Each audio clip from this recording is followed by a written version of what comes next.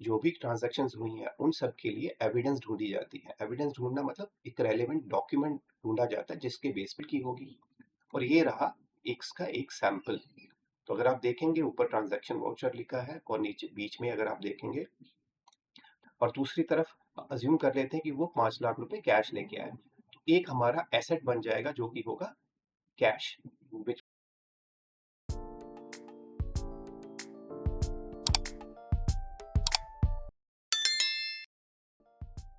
Hello दोस्तों, स्वागत है आपका मेरे YouTube चैनल में। आशा करता हूँ कि आप ठीक होंगे।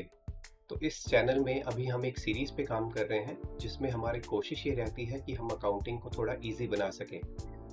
तो अभी तक हमने 4 वीडियोस बनाई हैं जिसमें अभी तक हम कवर कर चुके हैं कुछ बेसिक अकाउंटिंग टर्म्स। उसके बाद हमने बात की अकाउंटिंग क्यों है, क्या है और ये कैसे काम करती है। और उसके बाद हमने अकाउंटिंग कंसेप्ट्स और कन्वेंशंस पे बात की, समझने की कोशिश की कि ये क्या होते हैं। और जितने भी अकाउंटिंग कंसेप्ट्स एंड कन्वेंशंस हैं वो हमने डिस्कस किए। तो इसी सीरीज में अब हम आगे आज बात करेंगे अकाउंटिंग प्रोसेस और स्टेप्स के बारे में कि इस प्रोसेस के क्या क्या स्टेप्स हैं। फिर हम बात करेंगे बिजनेस ट्रांजैक्शंस और सोर्स डॉक्यूमेंट्स के बारे में, इसके बारे में डिटेल में अभी हम बात करेंगे। फिर हम बात करेंगे डिफरेंट टाइप ऑफ वाउचर्स और एंड में हम अकाउंटिंग इक्वेशन पे बात करेंगे विद एन एग्जांपल। तो चलिए स्टार्ट करते हैं। तो सबसे पहले अकाउंटिंग प्रोसेस क्या है। तो जैसे कि आप स्क्रीन पे देख रहे हैं, अकाउंटिंग प्रोसेस इन्वॉल्व करती है बहुत सारे स्टेप्स को। बेसिकली अकाउंटिंग क्या है, आइडेंटिफाई करना बिजनेस ट्रांजैक्शंस को, उनको एनालाइज करना, उनको रिकॉर्ड करना, फिर उनको क्लासिफाई करके समराइज कर देना। और ये सब कुछ करने के पीछे ऑब्जेक्टिव ये होता है कि बिजनेस के जो भी फाइनेंशियल रिजल्ट्स रहे हैं वो सब हम इंटरेस्टेड यूजर्स को कम्युनिकेट कर सकें। तो कई तरह के यूजर्स होते हैं, internal as well as external, जो कि हमने पिछली वीडियोस में भी डिस्कस किया था। तो अब अगर हम इस प्रोसेस की बात करें तो इस प्रोसेस का पहला स्टेप होता है आइडेंटिफाई करना और मेजर करना ट्रांजैक्शंस को। तो जैसे हमने अकाउंटिंग कॉन्सेप्ट्स में पढ़ा था कि हम सिर्फ उन बिजनेस ट्रांजैक्शंस को ही रिकॉर्ड करते हैं जिनको मॉनेटरी टर्म्स में मेजर कर सकें। तो इसीलिए जब भी कोई बिजनेस में ट्रांजैक्शन होती है तो सबसे पहला काम हमारा होता है उनको आइडेंटिफाई करना। पहले तो ये देखना कि क्या वो बिजनेस ट्रांजैक्शंस है, नंबर 1। नंबर 2, क्या वो मॉनेटरी मेजर की जा सकती हैं।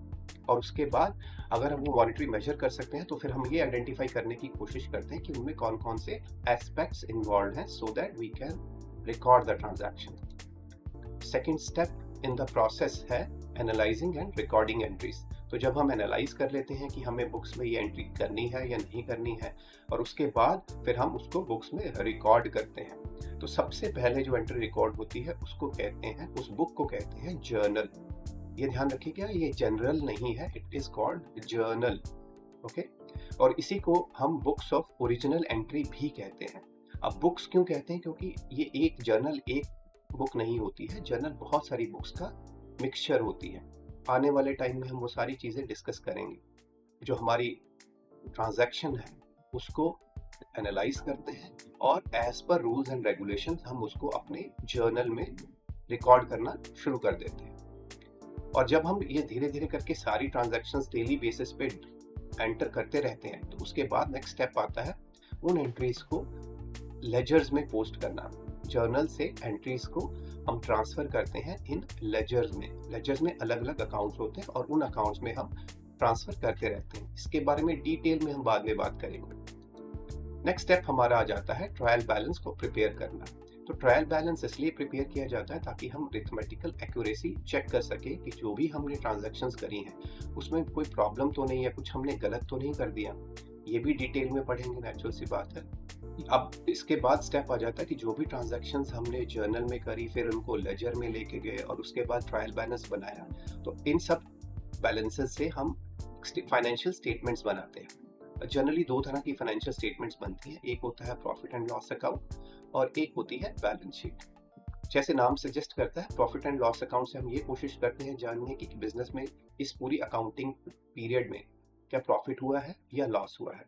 और सिमिलरली एक बैलेंस शीट बनती है। बैलेंस शीट एक स्टेटमेंट ऑफ अफेयर्स होती है। बेसिकली एक पर्टिकुलर डेट को जब भी अकाउंटिंग पीरियड एंड होता है तो हम ये कोशिश करते हैं देखने की कि एक इस बिजनेस के पास क्या क्या एसेट्स हैं और क्या क्या लायबिलिटीज हैं, और उन सब का स्टेटमेंट निकालते हैं। तो इसको हम कह देते हैं बैलेंस शीट।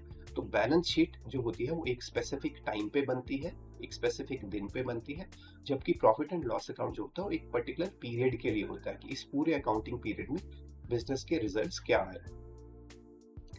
उसके बाद नेक्स्ट स्टेप आ जाता है analysing and interpreting the results. तो जो अब फाइनेंशियल स्टेटमेंट्स बन जाती हैं, वहां से हम कोशिश करते हैं जानने की क्या रहा रिजल्ट।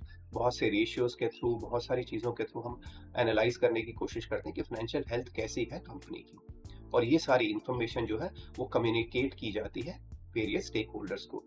इन सब फाइनेंशियल स्टेटमेंट्स को पब्लिश किया जाता है सो दैट रेलेवेंट जो स्टेक होल्डर्स हैं वो इन सब से अपना रेलेवेंट डेटा ले सकें और अपने डिसीजन मेकिंग कर सकें। अब हमने ऑब्जेक्टिविटी कॉन्सेप्ट में पढ़ा था कि हम ट्रांजैक्शंस को जब रिकॉर्ड करते हैं तो एक एविडेंस होनी चाहिए, वो अकाउंटेंट की सब्जेक्टिविटी पे डिपेंडेंट नहीं होती है। तो सेम वही स्टेप अब हम पहला स्टार्ट करते हैं। जो भी ट्रांजैक्शंस हुई हैं उन सब के लिए एविडेंस ढूंढी जाती है। एविडेंस ढूंढना मतलब एक रेलेवेंट डॉक्यूमेंट ढूंढा जाता है जिसके बेस पे हम उनको बुक्स ऑफ अकाउंट्स में एंटर करेंगे, और इस डॉक्यूमेंट को हम कहते हैं वाउचर। ठीक है, और ये क्या क्या हो सकता है, जैसे सपोज अगर हमने कोई कैश पेमेंट करी है तो वहां से हमें कैश मेमो मिलेगा। अगर हमने क्रेडिट पे परचेज की है तो हमें इनवॉइस मिलेगा। अगर हमने सेल्स करी है तो सेल्स बिल मिलेगा। अगर हमने बैंक में कुछ पैसे जमा कराए हैं तो हम पे इन स्लिप भर के बैंक में जमा कराते हैं तो वो रिसीट लग जाती है। तो इस तरह से हमें हर चीज का एविडेंस चाहिए होता है। और जैसे हमने बात करी, ये जितने भी डॉक्यूमेंट्स होते हैं जो ये एविडेंसेस की तरह काम करते हैं, उन सबको हम सोर्स डॉक्यूमेंट या वाउचर कहते हैं। अब मोस्ट ऑफ द ट्रांजैक्शंस में तो हमें ये डॉक्यूमेंट्री एविडेंस मिल जाती है, बट कुछ ऐसे केसेस हो सकते हैं जहाँ पे हमें ये डॉक्यूमेंट ना मिल सके। जैसे सपोज हमारा एक सेल्समैन ट्रैवलिंग पे गया, ठीक है, उसने वहां पे लॉन्ड्री के लिए कुछ पैसा खर्च किया, तो कई बार होता है कि वो लॉन्ड्री की रिसीट्स नहीं होती हैं। स्ट्रीट फूड्स अगर आप खाना खाते हैं तो वहां पे आपको कोई डॉक्यूमेंट्री एविडेंस नहीं मिलता है। तो इस तरह के जो एक्सपेंसेस होते हैं जिनमें हमारे पास कोई डॉक्यूमेंट्री एविडेंस नहीं होता है, उन सबको एक बेसिकली एक मैनुअल वाउचर बनवाया जाता है। ठीक है, वाउचर बना के उसको किसी अप्रोप्रिएट अथॉरिटी से अप्रूव करवाया जाता है। तो जैसे सपोज हमारी एग्जांपल में सेल्समैन गया था, तो जब वो वापस आएगा तो बहुत सारे बिल्स सबमिट करेगा, सेल्स मैनेजर से अप्रूव करवाएगा। अब उनमें कुछ के बिल्स होंगे, कुछ के नहीं होंगे। तो वो सेल्स मैनेजर जो होगा वो देखेगा कि क्या जो बिल्स नहीं है वो जेन्युइन है, और अगर उसको लगता है कि हाँ ये बिल्कुल ठीक है तो उनको अप्रूव कर देता है। अब जितने भी ये डॉक्यूमेंट्स होते हैं इन सबको, या जितने भी ये वाउचर्स होते हैं, इन सबको क्रोनोलॉजिकल ऑर्डर में date wise, serial number wise इसको नंबर कर दिया जाता है, सो दैट जो हम बुक्स में रिकॉर्ड करते जाएं, एंट्रीज करते जाएं, तो उनका एक ट्रांजैक्शन नंबर आता जाए और उन वाउचर्स को हम उस पे नंबर लगा के उसको एक सेपरेट फाइल में सेव करते जाते हैं। अब ये क्या है, ये हमारी एविडेंस बन जाती है। जब अकाउंटिंग प्रोसेस खत्म हो जाती है तो ऑडिटिंग शुरू होती है। ठीक है, वो सारी बातें हम आने वाले टाइम में करेंगे। तो उसमें क्या होता है, ये सारी चीजें फिर चेक होती हैं डॉक्यूमेंट वाइज कि आपने जो भी ट्रांजैक्शंस करी है क्या उसका आपके पास सोर्स डॉक्यूमेंट है या नहीं है। अब जितने भी हमने ये वाउचर्स बनाए हैं, जितने भी हमारे पास ये सोर्स डॉक्यूमेंट्स होते हैं, इनके बेसिस पे अब हम अकाउंट्स में एंट्रीज करते जाते हैं। ठीक है, अब हम बात करेंगे, जो अभी हमने वाउचर्स बात करी, ये कितने तरह के होते हैं। तो सबसे पहले हम बात करेंगे एक सिंपल ट्रांजैक्शन के बारे में। सिंपल ट्रांजैक्शन क्या होती है, जिसमें एक अकाउंट डेबिट होता है और एक अकाउंट क्रेडिट होता है, और इस टाइप की ट्रांजैक्शन को हम सिंपल ट्रांजैक्शन कहते हैं। और इस तरह के पर्पस के लिए जो वाउचर बनाया जाता है उस वाउचर को हम ट्रांजैक्शन वाउचर कहते हैं। इसका मतलब ट्रांजैक्शन वाउचर में एक एंट्री डेबिट की होगी और एक एंट्री क्रेडिट की होगी। और ये रहा इसका एक सैंपल। तो अगर आप देखेंगे ऊपर ट्रांजैक्शन वाउचर लिखा है और नीचे बीच में अगर आप देखेंगे तो यहाँ पे नेम ऑफ फर्म आ जाएगा। ठीक है, यहाँ पे डॉक्यूमेंट वाउचर नंबर जो अभी हमने बात करी, हर वाउचर को एक नंबर दिया जाता है ताकि उसकी यूनिकनेस बनी रहे। डेट डालेंगे, कौन सा अकाउंट डेबिट हो रहा है वो मेंशन करेंगे, कौन सा अकाउंट क्रेडिट हो रहा है वो मेंशन करेंगे, अमाउंट मेंशन करेंगे, और इस एंट्री के बारे में नरेशन लिखेंगे। जिसने भी स्पेंड करी है अमाउंट वो इस पे अपना साइन करेगा और इसको अपने बॉस से या किसी से ऑथराइज कराएगा। जैसे अभी हमने एग्जांपल ली कि सेल्स मैनेजर इसको अप्रूव करेगा। अब इसी कैटेगरी में नेक्स्ट वाउचर आते हैं कंपाउंड वाउचर्स।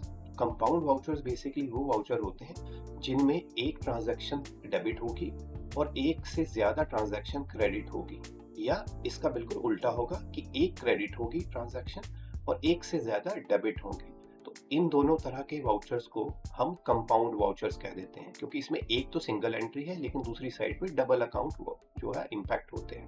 अगर हमारा जो अकाउंट है जो मल्टीपल टाइम डेबिट हो रहा है तो उस वाउचर को हम नाम दे देते हैं डेबिट वाउचर, और अगर जो एंट्री है वो मल्टीपल टाइम क्रेडिट हो रही है तो उस वाउचर को हम नाम दे देते हैं क्रेडिट वाउचर, और इन दोनों को हम कहते हैं बेसिकली कंपाउंड वाउचर।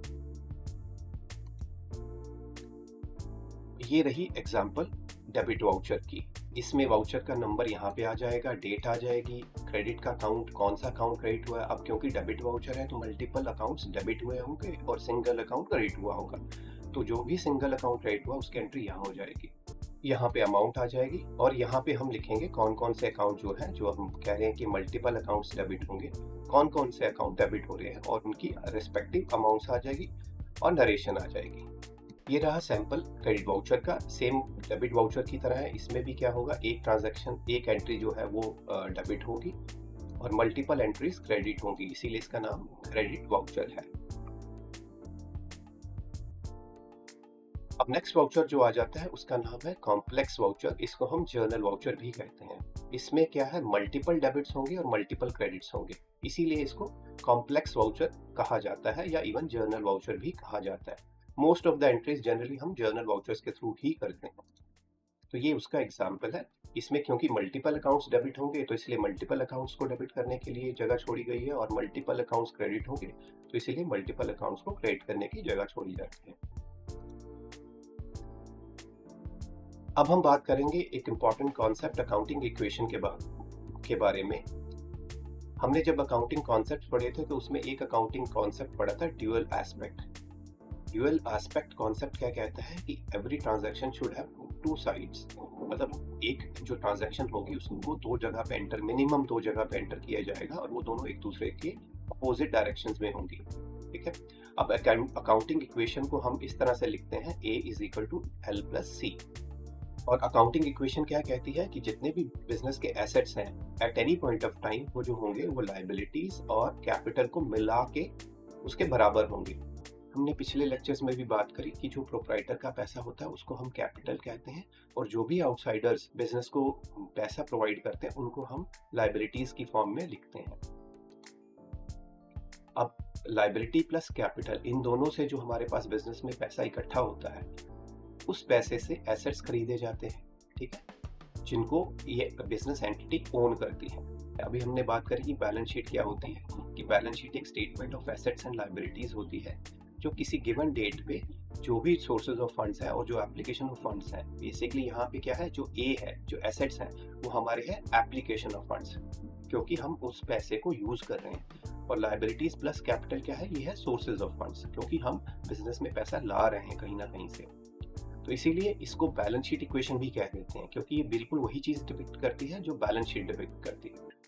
तो चलिए इसको एक एग्जांपल के थ्रू समझने की कोशिश करते हैं कि अकाउंटिंग इक्वेशन कैसे बनाई जाती है और हर बिजनेस ट्रांजैक्शन से इस पे क्या इम्पैक्ट पड़ता है, और हम प्रूव करेंगे कि एक्चुअल में जब हर बिजनेस ट्रांजैक्शन के बाद बिजनेस के एसेट्स और लायबिलिटीज प्लस कैपिटल इक्वल होते हैं। तो चलिए स्टार्ट करते हैं। तो पहली ट्रांजैक्शन ले लेते हैं, Rohit started business with a capital of ₹5 lakh. तो देखा जाए तो हमारे पास दो अकाउंट इन्वॉल्व हो जाएंगे इस केस में। एक होगा रोहित का, लेकिन हम क्योंकि प्रोप्राइटर के अकाउंट को यूज नहीं करते उसको हम देते हैं, उसको हम नाम देते हैं कैपिटल का। एक कैपिटल अकाउंट यूज हो जाएगा, और एक जो ये जो 5 लाख रुपए आया है इसको, ये हमारे पास कैश की फॉर्म में आया होगा तो इसकी एंट्री हो जाएगी। एक तरफ एसेट्स लिखना है, एसेट्स इज इक्वल टू, क्योंकि हम इक्वेशन लिख रहे हैं, लायबिलिटीज प्लस कैपिटल लिखना है, और जो जो ट्रांजैक्शन हम करते जाएंगे हर ट्रांजैक्शन पे हमारे पास जो भी एसेट्स और लायबिलिटीज बढ़ती जाएंगी वो हम यहाँ पे नोट करते जाएंगे। तो इस पहले एग्जांपल में हमारे पास पहले तो कैश आया 5 लाख रुपए का, तो हमने सबसे पहले कैश की एंट्री कर ली और उसके नीचे उसकी वैल्यू लिख दी, जो कि इस केस में है 5 लाख रुपीस। अब ये कैपिटल दूसरा एस्पेक्ट हुआ है तो कैपिटल लिख दिया और 5 लाख रुपीस लिख दिया, और ये 5 lakh is equal to 5 lakh. तो ये हमारी पहली अकाउंटिंग इक्वेशन, पहली ट्रांजैक्शन की अकाउंटिंग इक्वेशन क्लियर हो गई। अब इसी में अब दूसरी एंट्री एज्यूम करते हैं कि उसने बिजनेस स्टार्ट कर लिया। अब उसने क्या किया, open a bank account in state bank of India with an amount of ₹4,80,000। अब इसमें ट्राई करते हैं समझने की कि कौन कौन से अकाउंट इन्वॉल्व है।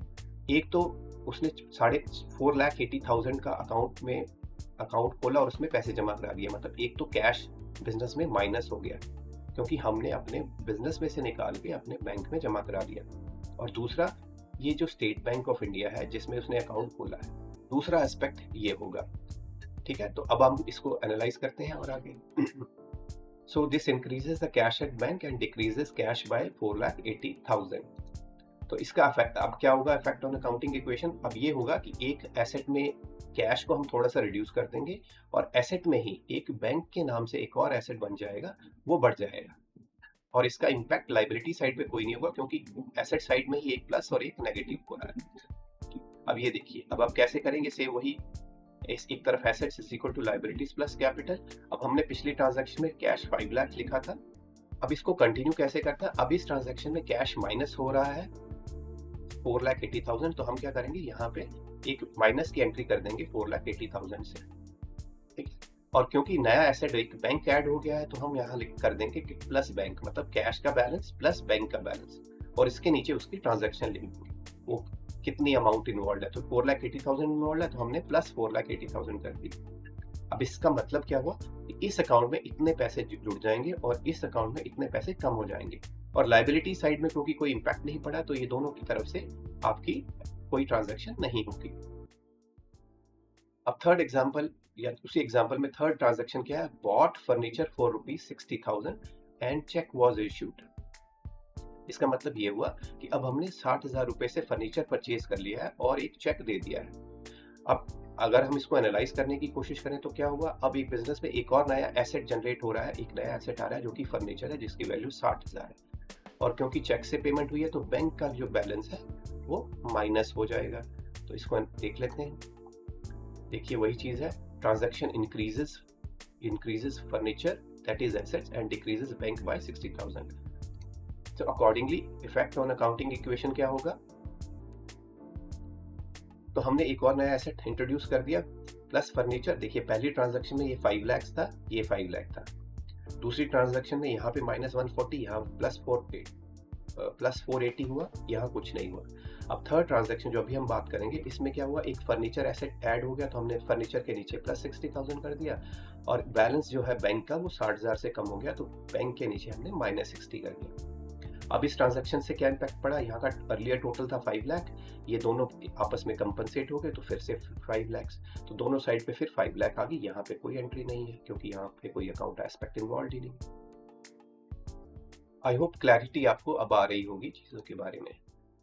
अब नेक्स्ट ट्रांजैक्शन की बात कर लेते हैं, बॉट प्लांट एंड मशीनरी। अब एक और नया एसेट आ गया फॉर द बिजनेस फॉर ₹1,25,000, तो ये अमाउंट आ गई। तो इस अमाउंट से हमारा एक एसेट ऐड हो जाएगा and an advance of 10,000 in cash is paid. 10,000 रुपए का एडवांस पे कर दिया है टू मैसेज रामजी लाल। तो अब आपको ये ध्यान रखना है, जब भी बुक्स में ऐसा नाम किसी का दिया जाता है और ये नहीं लिखा जाता कि कैश में ट्रांजैक्शन हुई है, तो हम ये अज्यूम करते हैं कि ये क्रेडिट की ट्रांजैक्शन है। अब इस एग्जांपल में क्या हुआ है, एक तो 1,25,000 की मशीनरी तो परचेज हुई है लेकिन एडवांस 10,000 कैश में गया है। इसका मतलब एक एस्पेक्ट क्या है कि कैश माइनस 10,000 हो जाएगा, और एक तरफ पे रामजी लाल का अकाउंट जो है हमें उसको पैसे देने हैं, तो ये लायबिलिटी बन गई। तो लेकिन इस लायबिलिटी में से हमने 10,000 दे दिए हैं, तो मतलब 1,25 में से अगर 10 दे दिए हैं तो 1,15,000 रुपए जो है वो अभी हमें इसको देना बाकी है। तो ये एक लायबिलिटी क्रिएट हो जाएगी हमारी बुक्स में, ठीक है। और ये प्लांट एंड मशीनरी 1,25,000 से ऐड हो जाएगा और कैश जो है वो 10,000 से माइनस हो जाएगा। तो देखिए वही कर लिया हमने यहाँ पे, plant and machinery asset will be increased by 1,25,000, cash 10,000 से डिक्रीज, और रामजी लाल के अकाउंट एक क्रेडिटर की फॉर्म में ऐड हो जाएगा विद 1,15,000। अब इसका इफेक्ट देखते हैं। अब ये देखिए, हमने प्लांट एंड मशीनरी एक नया एसेट ऐड कर दिया 1,25,000 से, तो ये एस्पेक्ट हमारा कंप्लीट हो गया। फिर हमने कैश को डिक्रीज करना है 10,000 से, हमने कैश के नीचे -10,000 कर दिया, ये भी हमारा एस्पेक्ट कंप्लीट हो गया। अब हमारा बस एक एस्पेक्ट बचा है कि लाइबिलिटीज में हमें क्रेडिटर्स ऐड करने हैं, तो हम यहाँ पे क्रेडिटर्स वर्ड यूज करेंगे और नीचे क्योंकि अब क्रेडिटर सिर्फ 1,15,000 से ही रह गया है क्योंकि 10,000 तो हमने उसको पे कर दिया है, तो ये अमाउंट हमारी हो जाएगी। तो अब हमारा टोटल क्या हो गया 5 लाख प्लस 1,15,000 दैट इज 6,15,000 और इसमें भी 5 लाख में नेट में 1,15,000 इन दोनों ट्रांजैक्शन का नेट टोटल आ जाएगा और ये भी हो जाएगा 6,15,000। अब नेक्स्ट ट्रांजैक्शन आ जाती है goods purchase from masher Sumit traders for 55,000। अब इसमें क्या हुआ, एक तो परचेजेस आ गई, गुड्स परचेज हुई है यानी एक गुड्स का अकाउंट आएगा बुक्स में। अब हमने लास्ट लेक्चर्स में भी बात करी थी कि बुक्स ऑफ अकाउंट्स में गुड्स के नाम से अकाउंट नहीं होता है, वहाँ पे इन्वेंट्री या स्टॉक जिसको हम कहते हैं, स्टॉक या इन्वेंट्री के नाम से अकाउंट खोला जाता है। तो एक तो गुड्स का अकाउंट यानी स्टॉक का अकाउंट या इन्वेंट्री का अकाउंट इंट्रोड्यूस होगा जो कि प्लस होगा क्योंकि गुड्स परचेज हुई हैं तो बिजनेस में ये चीजें आ जाएंगी। और दूसरी तरफ हमने सुमित ट्रेडर्स को 55,000 रुपए देने हैं, तो एक और क्रेडिटर हमारा ऐड हो गया सुमित ट्रेडर्स के नाम से, मतलब एक लायबिलिटी और ऐड हो गई विद 35,000। तो अगर हम एनालिसिस की बात करें तो जो भी हमने बात करी वो है, और अब इसका अकाउंटिंग इक्वेशन पे इफेक्ट देख लेते हैं। तो अब क्या हुआ, स्टॉक हमने 55,000 से ऐड कर दिया क्योंकि बिजनेस में 55,000 आया है, और एक लायबिलिटी जो हमें ऐड करनी थी वो हमने क्रेडिटर्स में एक 55,000 लायबिलिटी और ऐड कर दी। ठीक है, और अब हमारा ट्रांजैक्शन का टोटल क्या हो गया, पहले 6,15,000 था, अब इसमें 55,000 और ऐड हो गए तो टोटल 670 हो गया, और इधर पे भी 55,000 ऐड हो गए 670 हो गया। तो हमारी इक्वेशन फिर से मैच हो गई। तो हमारी नेक्स्ट ट्रांजैक्शन पे आ जाते हैं, goods costing ₹25,000 sold to Messrs Rajni Enterprises for 35,000। अब इसमें वो जो गुड्स हमने परचेज की थी उसमें से 25,000 वर्थ की गुड्स, मतलब जो हमें कॉस्ट पड़ी थी उन गुड्स में से 25,000 की, उनको हमने 35,000 में यानी 35,000 में उसको रजनी एंटरप्राइजेस को बेच दिया है। अब इसमें फिर से नाम आ गया और ये नहीं लिखा कि कैश है या नहीं है, तो हम अज्यूम करेंगे कि ये क्रेडिट सेल है। ठीक है, तो हमारा अब इसमें क्या हो जाएगा, इससे हमने पैसे लेने हैं तो बिजनेस में अब एक डेटर ऐड हो जाएगा, डेटर ऐड हो जाएगा विद 35,000, और ये जो स्टॉक हमने पिछली बार 25 लिया था उसमें से 25,000 माइनस हो जाएगा। ये एनालिसिस आ गया जिसमें गुड्स 25,000 से रिड्यूस होगी और एक नया डेटर ऐड हो जाएगा। अब इसमें अच्छा एक एस्पेक्ट और रह गया है, अब इन दोनों का डिफरेंस जो था वो है 10,000 का प्रॉफिट। अब प्रॉफिट किसका होता है, किसी बिजनेस तो न्यूट्रली काम करता रहेगा, जितना भी प्रॉफिट या लॉस होता है वो होता है बिजनेसमैन का। तो ये जो प्रॉफिट आएगा इसका इम्पैक्ट क्या होगा कि ये कैपिटल को बढ़ा देगा। तो अब हमारी ट्रांजैक्शन में क्या आएगा, गुड्स हमारी 25,000 से कम हो जाएंगी, एसेट एक क्रिएट हो जाएगा डेटर का जो 35,000 से होगा, और एक 10,000 जो एक्स्ट्रा रह गया है वो कैपिटल में ऐड हो जाएगा एज ए प्रॉफिट, मतलब कैपिटल का पार्ट बन जाएगा। तो ये देखिए अब लास्ट में हमने एक और एसेट ऐड कर लिया डेटर्स विद 35,000, स्टॉक हमारा माइनस 25,000 हो गया है, और हमने कैपिटल में ये 10,000 ऐड कर दिया, और टोटल अब इसका हो गया 680। ठीक है, तो अब अगर हम इन सारे इक्वेशंस को जो भी हमारी ट्रांजैक्शंस हुई अगर इसको हम सिंगल में देखें तो ये ऐसा रहेगा। अगर हम फाइनल इक्वेशन की बात करें तो जो हमने इंडिविजुअल एंट्रीज करी थी इन सबका एक टोटल कर लेंगे एंड में, तो ये टोटल से हम इसको एक्चुअल में बैलेंस कर लेंगे। तो अब जैसे कैश में क्या हुआ, 5 लाख आया, 480 गया, 10 गया, तो नेट हमारे पास 10,000 रह गई। सिमिलरली बैंक में 480 आया था, 60 चला गया तो 420 रह गया। ये एज सच इसमें से माइनस हुआ तो 30,000 बचा, ये एज सच, और इन सब का टोटल ये और इन दोनों का टोटल ये, तो इन सब का टोटल आ गया आपका 6,80,000। अब अगर हम इसी को जैसे हमने पिछली बार बात की कि बेसिकली बैलेंस शीट की तरह ही काम करता है, तो अगर हम इसको बैलेंस शीट में दिखाना हो तो हम क्या करेंगे, वो जो हमारे एसेट साइड के बैलेंसेस थे वो सारे कैश की तरफ हम नोट डाउन कर देंगे और उनकी अमाउंट्स नोट कर देंगे, और इन सब का टोटल यहाँ आ जाएगा, और उधर जो हमारी लायबिलिटीज का एंट्रीज थी वो हम यहाँ कर देंगे। अब यहाँ पे क्या है, ये बैलेंस शीट में हमेशा एसेट्स राइट हैंड साइड पे दिखाए जाते हैं और लायबिलिटीज लेफ्ट हैंड साइड में दिखाई जाती है, और balance sheet as on a specific date होती है, जैसे हमने बात करी एक पॉइंट ऑफ टाइम पे होती है। तो क्योंकि इंडिया में हम फाइनेंशियल ईयर यूज करते हैं तो इसीलिए हमने 31 मार्च के नाम से लिख दिया, what ever year it would be will mention it here. ठीक है, तो इस तरह से हमारी बैलेंस शीट दिखती है। तो एक बार अगर हम समराइज करें तो आज हमने क्या सीखा। आज हमने पहले बात करी कि अकाउंटिंग प्रोसेस क्या है और उसमें कौन कौन से स्टेप्स इन्वॉल्व होते हैं। फिर हमने उसमें एक स्टेप पकड़ा जिसको हमने डिटेल में डिस्कस किया, बिजनेस ट्रांजैक्शंस के बारे में। तो बिजनेस ट्रांजैक्शंस और उसके सोर्स डॉक्यूमेंट के बारे में हमने बात करी कि जो भी एविडेंसेस होती हैं किसी भी ट्रांजैक्शन के लिए वो होनी ज़रूरी होती है, उसको हम कहते हैं सोर्स डॉक्यूमेंट या वाउचर। और कुछ ऐसे केसेस हो सकते हैं जिन केसेस में हमारे पास वाउचर्स ना हो, उन केसेस में हम मैनुअल वाउचर्स बनाते हैं जो कई तरह के होते हैं, जो हमने डिस्कस करे। और एंड में हमने अकाउंटिंग इक्वेशन बात करी जिसमें assets is equal to liabilities plus capital होता है। और हमने एक एग्जांपल के थ्रू ये समझने की कोशिश करी कि हर बिजनेस ट्रांजैक्शन के बाद ये इक्वेशन सेम रहती है। तो आई होप आपको ये वीडियो अच्छा लगा हो।